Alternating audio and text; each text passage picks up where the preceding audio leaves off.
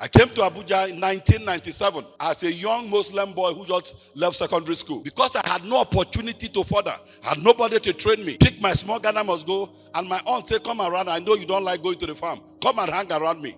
Maybe favor will meet up with you.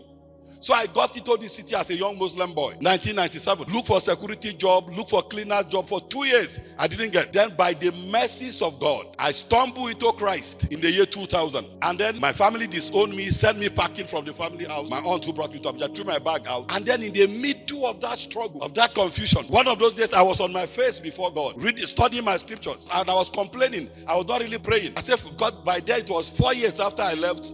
By 2000, it was 4 years after I left secondary school. So some of my mates who went straight to the university were already graduating.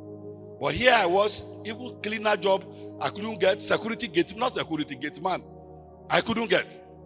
And then I wasn't in school. So I was telling God, I said, God, I had always wanted to be a lawyer. But now see where I find myself. With my family, I couldn't make it to the university. Now I have been disowned. And then I heard God for the first time. My eyes fell on Joel 2:25. He said, I will restore to you the years that the cankerworms and the caterpillars have eaten.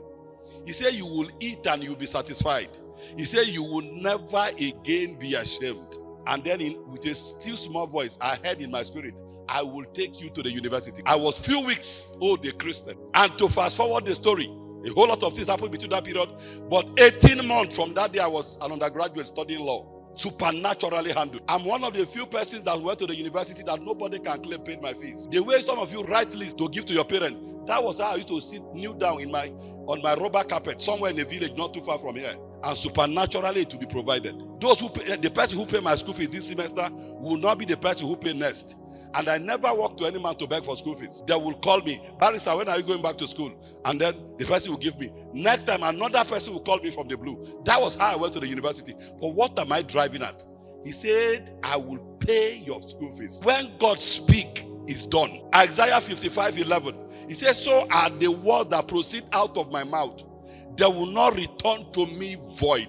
If God said you are the salt of the earth, you are indeed the salt of the earth.